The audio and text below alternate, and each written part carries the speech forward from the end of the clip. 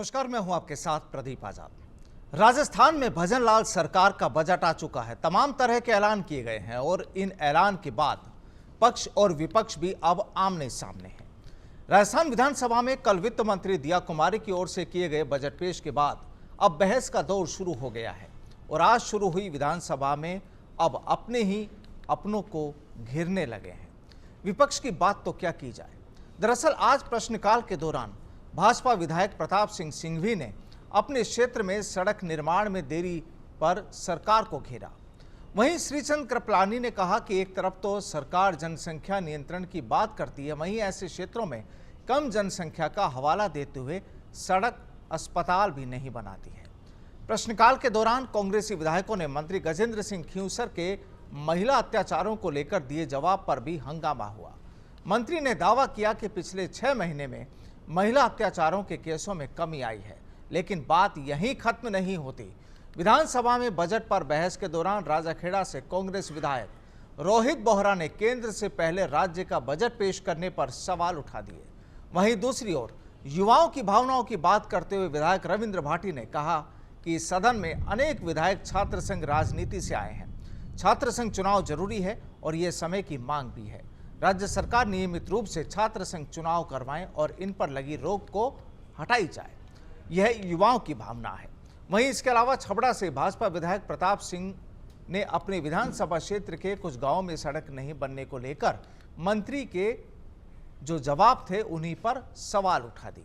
बहरहाल अब आने वाले दिनों में कैसी हो सकती है विधानसभा की तस्वीर और कैसा होगा पक्ष और विपक्ष का रुख, आज इसी मुद्दे पर होगी बात। और आज की इस चर्चा में हिस्सा लेने के लिए हमारे साथ मौजूद हैं भाजपा से कृष्ण कुमार जानू जी हमारे साथ जुड़े हैं, आम आदमी पार्टी से हमारे साथ होंगे राजपाल जी और हमारे साथ जुड़े हैं वरिष्ठ पत्रकार श्याम सुंदर शर्मा और सहयोगी हमारे साथ सुरेंद्र सोनी भी होंगे।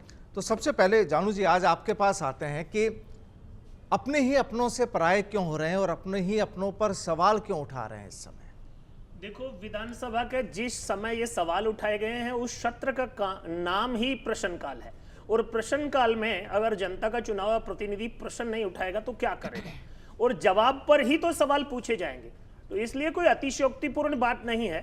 मंत्री जी ने जो जवाब दिया और जनप्रतिनिधि ने उस पर सवाल किया, ये उसका अधिकार भी है और ये स्वस्थ लोकतंत्र की स्वस्थ परंपरा भी है। तो क्या लगता है अब आने वाले जो और दिनों में जो विधानसभा चलने वाली है और तमाम जो माहौल बनने वाला है, क्योंकि बजट को लेकर भी काफ़ी तीखी प्रतिक्रियाएं सामने आई है। हालांकि आज एक बात भी देखने को मिली कि एक कांग्रेस विधायक ने, चौमू से जो विधायक आती हैं, उन्होंने भी आज कई मामलों में सरकार के इस बजट की प्रशंसा तो की है। देखो, बजट इन टोटल जो अपेक्षाएं थी, उम्मीदें थी प्रदेश की जनता की, आम जनता की, उसे पूरी करने वाला बजट है। अब इसमें राजनीति तलाशने वाले, इसमें केवल कमियां ढूंढने वाले वो भी करेंगे और विधानसभा में क्योंकि अब बजट सत्र है तो बजट बहस होगी, चलेगी, तो दोनों प्रकार के विपक्ष अपना धर्म निभाते हुए कमियां उजागर करेगा। लेकिन वास्तविकता यह है, आम आदमी के लिए अपेक्षाओं को, उम्मीदों को पूरा करने वाला बजट है। क्या विपक्ष को बोलने देंगे पूरी तरह से इस बार? बिल्कुल विपक्ष को बोलने देना चाहिए और जिस प्रकार की अभी तक की प्रक्रिया रही है, विपक्ष पूरा गरजेगा। अब कितना बरसेगा ये जनता देख रही है और जनता ने इस बात को समझ भी लिया है कि जब दिल्ली में संसद में राहुल गांधी उत्पात के लिए उकसाते हैं तो प्रदेश में भी तो उन्हीं की पार्टी के नेता हैं, वो थोड़ा बहुत हंगामा अगर नहीं करेंगे तो राहुल गांधी की अपेक्षाओं पे खरे कैसे उतरेंगे। आपने संसद की कार्रवाई में राहुल गांधी को भड़काते उकसाते देखा है, तो वो अनुसरण राजस्थान में भी होगा, हर विधानसभा में होगा जहां भाजपा की सरकार है और कांग्रेस विपक्ष। तो गरजने और बरसने का मौका आप दे रहे हैं क्या? देखो, ये मौका जनता देती है। जनता ने हमें शासन करने और काम करने का अवसर दिया है और कांग्रेस के कुशासन से खुद जनता ने जनादेश देकर मुक्ति प्राप्त की है।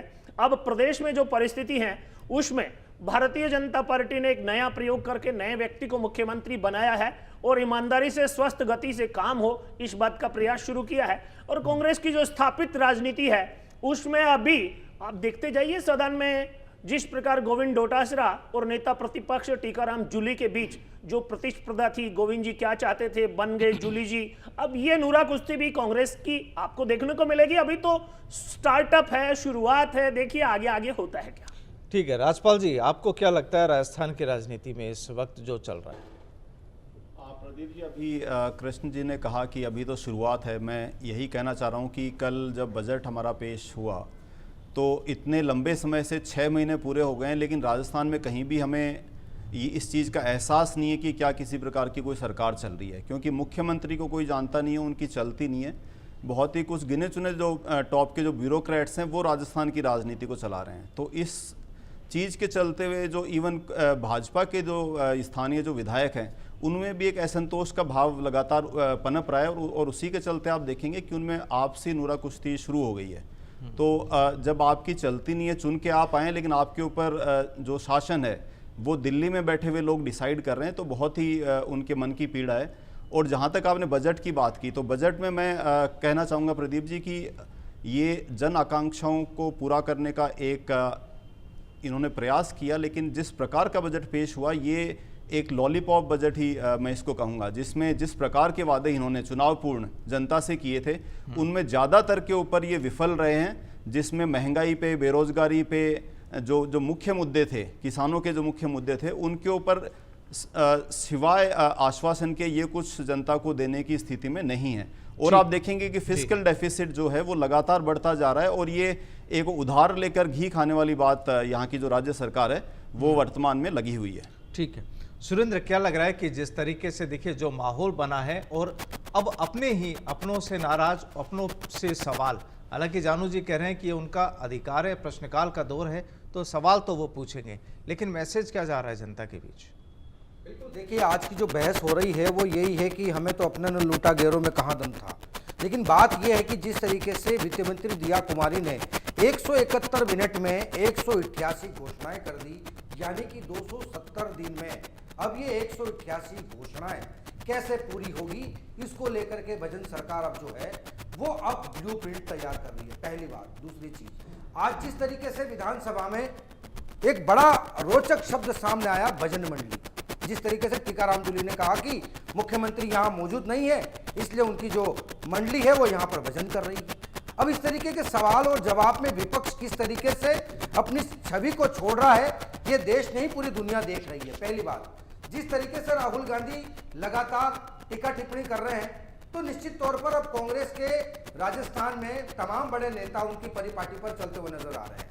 लेकिन यहां पर देखिए कि श्रीचंद कृपलानी ने जनसंख्या को लेकर के जो सवाल किया था, अब यहां पर देखिए कि श्रीचंद कृपलानी जो है वो कहीं ना कहीं देखा जाता है कि वसुंधरा गुट से, अब यहां पर वसुंधरा गुट और भजन लाल गुट, इसी के साथ साथ अब तीसरे मोर्चे के रूप में कांग्रेस।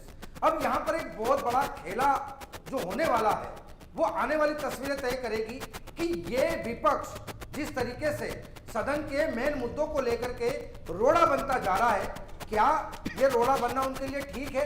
क्या आने वाली 5 साल इसी तरीके से लड़ते झगड़ते रहेंगे? हालांकि यहां पर विपक्ष को कहीं न कहीं सत्ता पक्ष के साथ बैठ करके और जिस तरीके से मुद्दों पर बात करनी चाहिए थी उन तमाम मुद्दों को लेकर के वो बात नहीं कर रहे हैं। वो बात कर रहे हैं मदन दिलावर के डीएनए वाले बयान को लेकर के, राहुल गांधी के बयान को लेकर के कि मदन दिलावर माफी मांगे।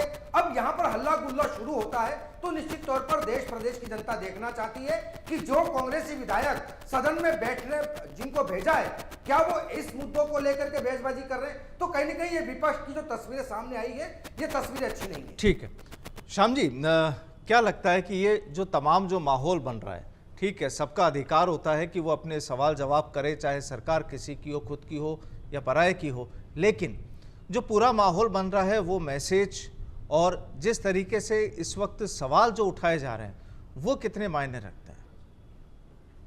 देखिए प्रदीप जी, जानू जी ये जानते हैं कि सत्ताधारी विधायक जो पहले मंत्री रह चुका है उसको सवाल लगाने की जरूरत क्यों पड़ रही है। इसका मतलब है कि सरकार में आपसी समन्वय की स्थिति नहीं है। पहले सत्ताधारी विधायक जो मंत्री रह चुका होता था उसको सवाल लगाने की जरूरत पड़ रही है, तो इसका मतलब है कि आंतरिक कलह की स्थिति, आंतरिक तालमेल की स्थिति मुझे लगती नहीं है। जिस प्रकार से कृपलानी सवाल उठाता है और कहता है कि देखिएगा आपने नॉर्म्स में कहीं तो छूट दे दी, कहीं नहीं दी, मेरे यहाँ छूट देने में क्या दिक्कत है। तो अभी ये सब चीजें देखिए, जिस प्रकार से मैं देख रहा था प्रताप सिंह भी, क्योंकि वो भी मंत्री रह चुके हैं, आज वो मंत्री नहीं है लेकिन वो कह रहे हैं कि हम मेरे क्षेत्र में तो बार बार कांग्रेस भी कहती थी, अब ये भी कह रहे हैं कि वन क्षेत्र में आते हैं 2 साल पहले सैंक्शन होती है, सड़क बनती नहीं है। अब देखिए जानू जी को भी पता है कि क्यों ये सब चीजें हो रही है सामने, किसके कारण से हो रही है, ये सब चीजें भाजपा के प्रवक्ता जानू जी को सारी पता है। अब आपके सामने देखिएगा कि विधानसभा में अगर प्रश्नकाल के दौरान जिस तरह की स्थितियां होती है, और आज देखिएगा सबसे बड़ी बात मैं तो कह रहा हूं कि ब्रजमोहन शर्मा जी ने जो उठाया, मतलब किस तरह की स्थिति थी कि आदिवासी क्षेत्र में लोग पैसे के लिए, अपने घर चलाने के लिए अपने बच्चों को बेच रहे हैं, और ये मंत्री स्वीकार कर रहा है देखिएगा, क्योंकि गृह मंत्री के नाते से मुख्यमंत्री तो बोलते नहीं है। आज तो देखिएगा गजेंद्र सिंह खीवसर बोल रहे थे, उन्होंने स्वीकार किया कि 2023 में 6 मामले और हमारे टाइम में 1 मामला दर्ज हुआ, और निश्चित रूप से गंभीर समस्या है। हमने इसके ऊपर, और देखिए ये तो मानव अधिकार आयोग का संज्ञान लेकर के सरकार को पूछा है, तो सरकार ने सारी चीजें कही है। तो अभी चिंता का विषय नहीं है क्या? जिस क्षेत्र में मंत्री आता है उस क्षेत्र के में, विधानसभा क्षेत्र में इस तरह की घटना हो रही है। जानू जी, आप किस तरह की चीज चाहते हो कि आदिवासी का कहाँ विकास करना चाहते हो? राष्ट्रपति बन गई आदिवासी, लेकिन आदिवासियों के बच्चे बिक रहे हैं। क्यों बिक रहे हैं? कि वो बेरोजगार हैं, उनके पास पैसा नहीं है, इसलिए मजबूरी में अपने बच्चों को बेच रहे हैं। माँ बाप अपने बच्चों को क्यों बेचता है? देखिए वहां दलाल सक्रिय हैं। ये सब चीजें चिंता का विषय। आज विधानसभा का जिस तरह का फ्लोर पर जो बातें सामने रखेगी, और मंत्री ने उसे स्वीकार करके कहा कि हमें जन जागरण करना चाहिए और ये करना चाहिए, वो करना चाहिए, ये बहुत बड़ी चिंता का विषय सरकार के सामने है कि हम आदिवासी को राष्ट्रपति तो बना सकते हैं, लेकिन उनके बच्चों को और उनको रोजगार देने में सफल नहीं होते हैं। तो इस स्थिति में इसके लिए कौन जिम्मेदार होगा? सरकार ही जिम्मेदार होगी। और देखिएगा आज मैं बहस भी देख रहा था, बहस में निश्चित रूप से बीजेपी के लोग तो कहेंगे कि बहुत सिस्टमेटिक बजट आया और बहुत कुछ दिया है, और हमारे तो गंगा की विकास की गंगा बह जाएगी, और भजन लाल जी की सरकार ने हमको बहुत कुछ दे दिया। लेकिन वास्तविकता ये है कि देखिएगा केंद्र के बजट से आने से पहले हमने बजट रखा है। क्यों रखा? ये भी बात है कि हमको 31 अगस्त से पहले लेखानुदान ले रखा है, इसलिए पहले पारित कराना है, क्योंकि केंद्र ने तो 31 अगस्त तक का ले रखा है लेखानुदान, तो इसलिए उनको तो पास तो टाइम है, लेकिन हमारे पास टाइम नहीं है। लेकिन अगर हमको अब पैसे का अलॉटमेंट हो जाएगा तो हम कैसे उसको करेंगे? अब बार बार जो बातें आ रही थी कि हम बहुत अच्छी स्थिति में, बेरोजगारी की स्थिति बहुत खराब है, अब कह रहे कि 4 लाख तो सरकारी और 6 लाख ऊपर से दे देंगे। कहाँ से दे देंगे, कैसे दे देंगे, मुझे नहीं समझ में आ रहा। बोलना बहुत आसान लगता है, मुख्यमंत्री जी ने बहुत तरीके से कहा। श्याम जी आप वापस आता हूँ। जानू जी आपको क्या लगता है? देखिए यहाँ श्याम जी ने जो वाकई जो गंभीर मुद्दों पर जो बात की है कि इन लोगों को सवाल उठाने की जरूरत ही कहाँ पड़ी, जो पहले से मंत्री रह चुके हैं, पूरा अनुभव है उनको, कहाँ से? और एक ये जो बच्चे बेचने वाला जो मसला जो सामने आया, क्या लगता है आपको? देखो, बच्चे बेचने वाली जो समस्या है वो केवल सरकार से हल हो जाएगी ऐसा संभव नहीं है। ये सामाजिक समस्या है, इसमें समाज की, अभिभावक की और उस पर्टिकुलर जो वर्ग है उसकी सोच पर भी बहुत कुछ निर्भर है। वरना कोई माँ बाप अपने बच्चों की खरीद फरोख्त को, कोई समाज अपने बच्चों की खरीद फरोख्त को स्वीकार नहीं करता। अगर ये परंपरा है तो इस सरकार के आने के बाद से नहीं, वहां की चलने वाली परंपरा है, और उस पर कारण उसके आर्थिक भी हो सकते हैं, कारण उसके सामाजिक भी हो सकते हैं। सब विषयों का अध्ययन, निवारण, सरकार का सहयोग और समाज का योगदान, राजनीतिक दलों की अपनी भूमिका है, वो भी केवल इस विषय पर चर्चा ना करें, इसके समाधान के लिए कुछ करें। कृष्ण जी, आप बच्चों के बेचने को आप जस्टिफाई कर रहे हैं, इससे शर्मनाक बात मैंने आज तक अपनी इतिहास में मैंने सुनी नहीं ऐसी बात। आप इसको जस्टिफाई कर रहे हैं कि बच्चे बेचे जाएंगे? आप रोजगार के ऊपर बात नहीं करेंगे आप रोजगार दिया जाए, बच्चों वो बच्चे बिके ना, बच्चे बेचे जा रहे हैं, हाजिर बेचे गए, हमेशा बेचे जाते रहे। उस क्षेत्र की विडंबना यही है कि आप उस पर राजनीति करते हैं, शब्दों का विन्यास करते हैं, शब्द चयन को विधानसभा में विशेष प्रकार ट्राइबल कम्युनिटी से बना देते हैं, लेकिन रोजगार देने में विफल है। बच्चे बेचे जा रहे हैं। बना देने का क्या मतलब है?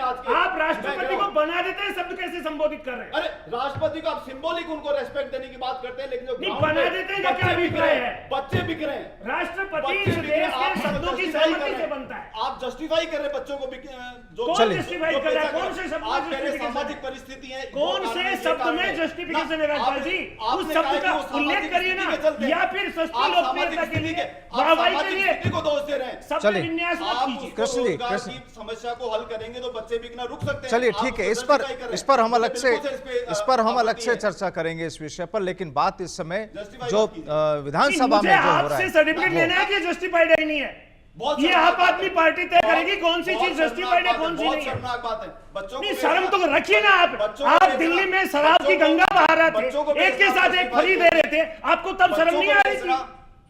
आप अपने कर्मों और कुकर्मों के कारण आपके मुख्यमंत्री, मंत्री, सांसद जेल में पड़े और आप दूसरों को शर्म का संदेश दे रहे हैं। प्रदीप जी, आपको बता दूं, पिछले 5 महीने में 1700 नाबालिग बच्चियों के साथ और 12,000 कुल आपके रेप और मोलेस्टेशन के केस हुए भजनलाल की सरकार आने पे।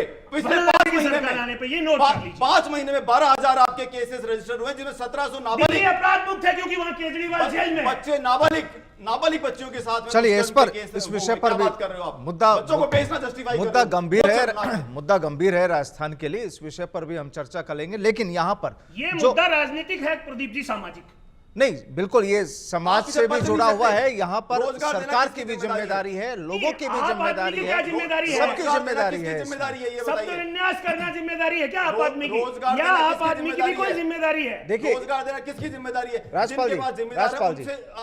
राजपाल जी, ये जो विषय है जिम्मेदारी यहाँ केवल और केवल सरकार की नहीं, यहाँ हम सब की जिम्मेदारी है, हर समाज की जिम्मेदारी है, हर एनजीओ की जिम्मेदारी है, जो लोग काम करते हैं उनकी जिम्मेदारी है, हर वर्ग की जिम्मेदारी है। इससे बिल्कुल अलग नहीं हो सकता है, कोई भी राजनीतिक दल भी इससे अलग नहीं हो सकता है। जब हम मेरे कौन से शब्दों में इसका जस्टिफिकेशन आया कि बच्चे बेचना ठीक है? मैं तो ये कह रहा हूं कि सबकी सामूहिक जिम्मेदारी। बिल्कुल मूल विषय हम आते हैं विधानसभा पर जो चल रहा है। यहाँ पर अभी श्याम जी ने एक जिक्र किया, जानू जी, कि उन लोगों को आखिर सवाल उठाने की जरूरत कहां पड़ी, ये गंभीर थोड़ा सा सवाल पूछा जाना प्रश्नकाल में जनप्रतिनिधि का अधिकार है, और उन्हें अगर कुछ लगा कि जो विषय उनके क्षेत्र में नहीं हुआ है तो वो सवाल उठाएं या सरकार से कान में बात करें। प्रश्नकाल में पार्टी को जो समय मिलता है अलग अलग राजनीतिक दलों को, उसमें उनको भी अवसर दिया गया, उन्होंने सवाल उठाया और उन्होंने सवाल रखा है, लेकिन उसे गुट के चश्मे से देखना, सीधे तौर पर वहां पर जो श्रीचंद कृपलानी जी ने सवाल किया है तो उसे वसुंधरा गुट में डाल देना। वसुंधरा जी तो भाजपा की राष्ट्रीय उपाध्यक्ष हैं, ये अलग से कौन सा गुट बना रखा है उन्होंने? वसुंधरा गुट के आधार पर उनको टिकट मिली है, या पार्टी के मंत्री रहे, पार्टी के विधायक रहे, सांसद रहे, इस नाम पर टिकट मिली है? अभी मीडिया भी जो छिद्रान्वेषण कर रहा है शब्दों का, वो राजनीतिक एटीट्यूड के साथ कर रहा है। भारतीय जनता पार्टी की प्रदेश की सरकार में माना कि मुख्यमंत्री पहली बार के विधायक हैं और पहली बार ही मुख्यमंत्री बने हैं, इसका मतलब यह नहीं है कि उनकी अनुभव की जो राजनीतिक अनुभव की पारदर्शी कमी महसूस की जा रही है, उसके आधार पर उनको लगातार घेरा जाएगा। भारतीय जनता पार्टी के जनप्रतिनिधियों को भी, चाहे वो मंत्री रहे हैं चाहे वो नहीं रहे हैं, सवाल करने का हक तो संविधान और कानून देता ही है। बिल्कुल। श्याम जी। अरे जानू जी, सत्ताधारी पार्टी का विधायक सवाल कब करता है, क्यों करता है? ये तो प्रतिपक्ष का काम है। आप इस चीज को छुपाने का प्रयास कर रहे हैं, उनको आप संतुष्ट नहीं कर पा रहे हैं, यही तो कारण है। आप बार बार कह रहे हैं कि वो तो उठाने का अधिकार तो है, लेकिन सत्ता में रहने वाले व्यक्ति उठाते नहीं है। मैंने अब तक 30 साल का अनुभव मैंने भी विधानसभा में देखा है, सत्ताधारी पार्टी का विधायक कभी बहुत कम उठाता है, और उठाता है तो सरकार को घेरे में डाल करके इस तरह की चीजें नहीं करता है जो हो रही है। आप देखिएगा, वो चिंता का विषय है। आपकी पार्टी फ्लोर मैनेजमेंट की बात है, मैं मुख्यमंत्री के ऊपर सवाल तो कर ही नहीं रहा हूँ।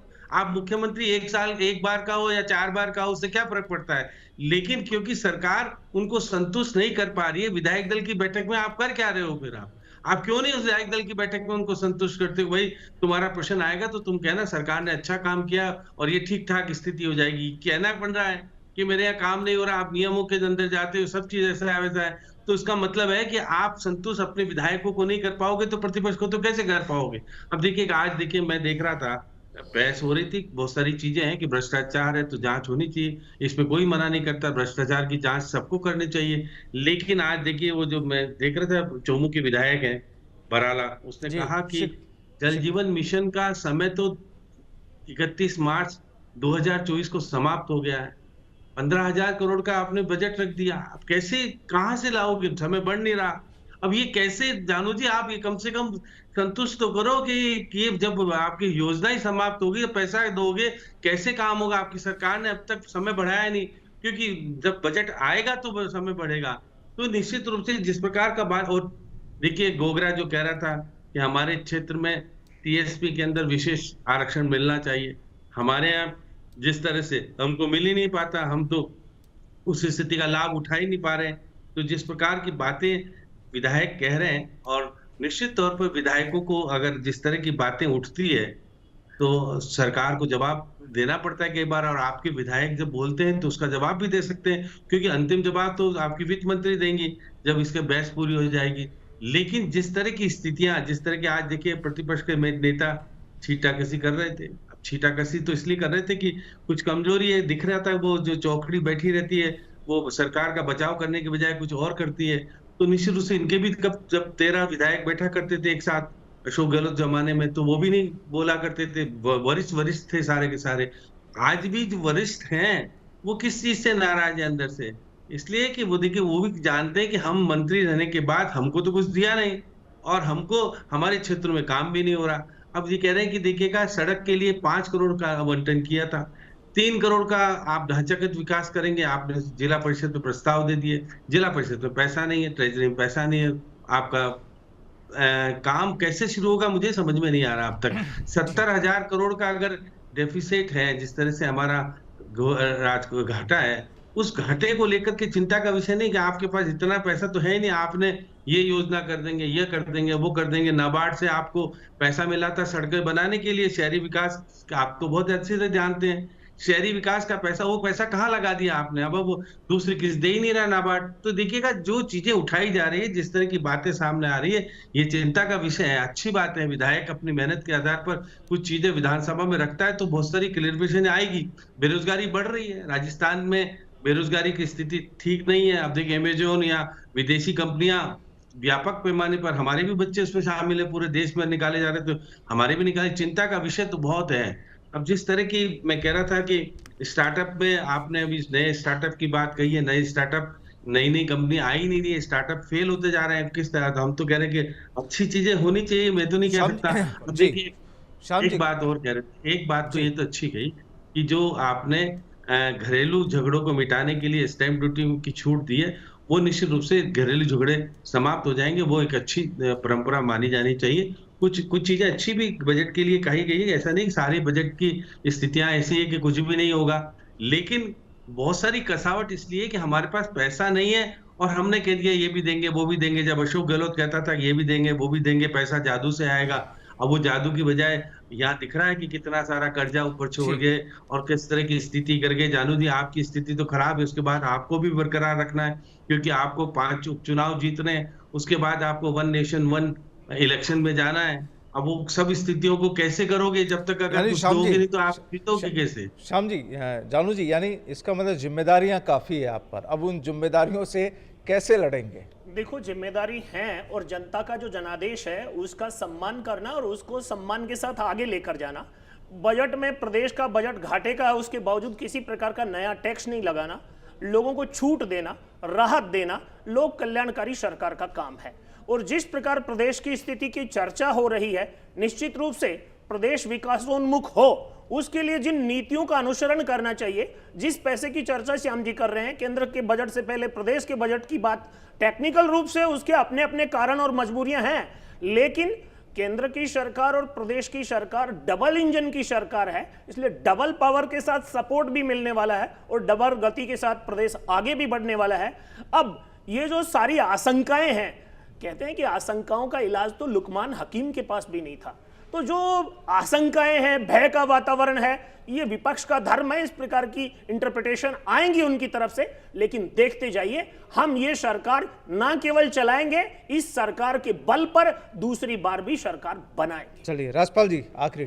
जानू जी एक सवाल मैं कह रहा था, जीएसटी में हमने जो पैसा कहा था कि 20,000 करोड़ हमारा हमने लक्ष्य निर्धारित किया था, 17,000 ही करोड़ हुआ। तो अब ये 3,000 करोड़ तो वैसे ही कम हो गया, आप लक्ष्य ज्यादा रखते हो, पैसा है ही नहीं, आएगा कहां से? अब जो आप कह रहे हो ना बार बार कि हमारे पास तो डबल इंजन की सरकार ने हमको क्या कुछ दिया? कुछ है क्या ऐसा कि डबल इंजन सरकार ने आपको बड़ा बजट दे दिया और आप बहुत कुछ कर पाओगे?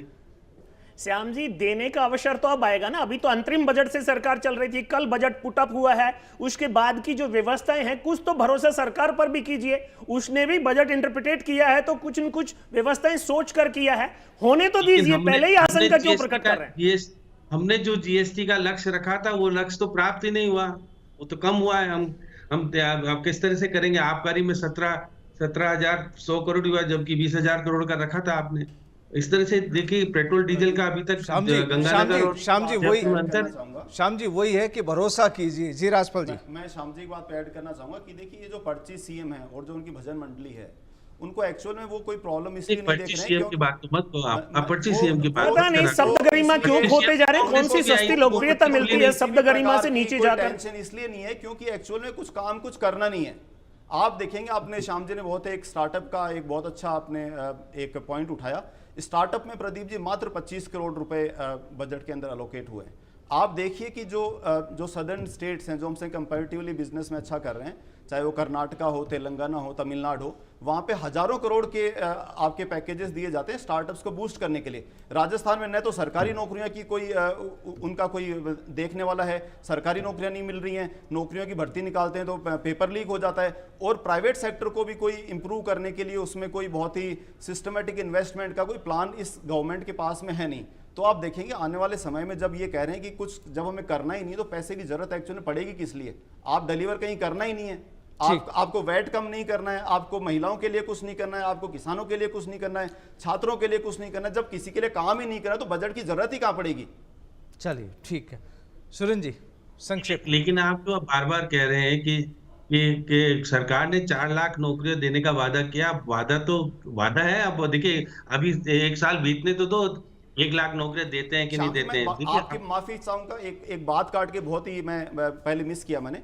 आप देखिए प्रदीप जी की जो सरकार सिर्फ 5,000 नौकरियां, जो युवा मित्रों की नौकरियां भी पिछले अपनी सरकार बदलते ही छीनी, जो 5,000 नौकरियां नहीं दे पा रही है, वो आज एक जुमले के तहत वो 4 लाख नौकरियां देने का वादा कर रही है। इससे बड़ी हास्यास्पद बात, नौकरियां क्या नियमों के तहत दी गई थी? कौन से नियमों में दी गई थी? किसके लेवल पर 5,000 नौकरियां नहीं दे सकते आप, 4 लाख उठा रहे हो आप? राजस्थान की जनता कोई बेवकूफ नहीं बनेगी। राजस्थान की जनता जाग चुकी है, वो जानती है कि जो सरकार 5,000 नौकरियां नहीं दे सकती, भाजपा को मिला, जनता को बेवकूफ ना बोले, वो 4 लाख के जुमले से। चलिए राजपाल जी समय का इंतजार कीजिए, क्या क्या होता है। सुरेंद्र जी संक्षेप में। तो आप कह रहे हो आपने जो नौकरियां निकाली थी 20,000 की नियुक्ति तो मुख्यमंत्री जी ने बांट दी यहाँ पर, वो देखेंगे नहीं के तहत तो देखो 20,000 नहीं 2 लाख नौकरियां भी ये बोल सकते हैं, क्लेम कुछ नहीं कर सकते, पत्र दिए उसे देखेंगे नहीं, उस पर शंका करेंगे, कर सकते हैं, क्लेम करने में कुछ नहीं जाता है, बोलने में कुछ नहीं। सुरेंद्र संक्षेप में लाजमी है जिस तरीके से बीजेपी सरकार के सामने अब कई प्रश्नवाचक चिन्ह। अगर मैं बात करूं पूर्वी राजस्थान में उदयपुर, पाली, सिरोही, जालोर, ये तमाम लोग अप्रवासी हैं, चाहे वो गुजरात में जा रहे हैं, चाहे वो महाराष्ट्र में जा रहे हैं, चाहे वो हैदराबाद जा रहे हैं। अगर मैं बांसवाड़ा डूंगरपुर की बात करूं तो आदिवासी क्षेत्र है, पूरा गुजरात पलायन कर रहा है। अगर मैं पूर्वी राजस्थान की बात करूं तो इधर से जो धौलपुर, इधर से पूरा इलाका जो है वो पूरा यूपी में जा रहा है। तो बेरोजगारी को लेकर के सबसे बड़ा मुद्दा उठता हुआ नजर आ रहा है। लेकिन जिस तरीके से जानू जी ने कहा कि हमारे अंदर कोई गूट नहीं है, मैं तो सिर्फ इतना कहना चाहता हूं कि नजर का तीर नजर में रहे तो अच्छा है, घर की बात घर में रहे तो अच्छा है। इधर से वसुंधरा राजेंद्र राठौड़ की दावत, बीच में जो है वो किसी और की एंट्री। इसके बाद आप देखिए पुनिया जी और उसके अलावा वसुंधरा जी के बीच में कितनी टकराहट हुई। वसुंधरा जी ने जो है मोदी का फोटो हटा दिया, सिर्फ कमल का निशान रखा। ये तमाम चीजें प्रदेश की जनता ने देखी हैं, इसलिए सच को नकारा नहीं जा सकता है। श्रीचंद कृपलानी से मैंने कल सवाल पूछा था वसुंधरा राजे को लेकर के कि आज बजट में वसुंधरा राजे क्यों नहीं है, उन्होंने सिर्फ एक जवाब दिया, जय हिंद। इससे यह समझ जाना चाहिए कि श्रीचंद कृपलानी वसुंधरा जी के लिए एक लफ्ज भी इस्तेमाल नहीं कर सकते। ठीक है, जानू जी कुछ कह रहे हैं आप। देखो, कुल मिलाकर के सारी चर्चाएं चलेंगी और उसके बीच काम चलेगा। हमने प्रयोग किया है तो हम परिणाम भी देंगे, और ये चर्चाएं करते करते जब परिणाम आएंगे तो ये सब बातें भी चुप हो जाएंगी। बस वक्त का इंतजार है। बहरहाल बहुत बहुत शुक्रिया राजपाल जी, जानू जी और श्याम जी हमारे साथ आज की इस चर्चा में शरीक होने के लिए। तो कहानी सीधी सी है कि कई सवाल हैं, जिम्मेदारियां हैं, चुनौती है, बस वक्त का इंतजार कीजिए और आने वाले वक्त में क्या क्या तस्वीरें सामने आती हैं और राजस्थान की सियासत का रुख कैसा होता है देखना ये भी लाजमी होगा। बहरहाल आज के लिए फिलहाल इतना ही। नमस्कार।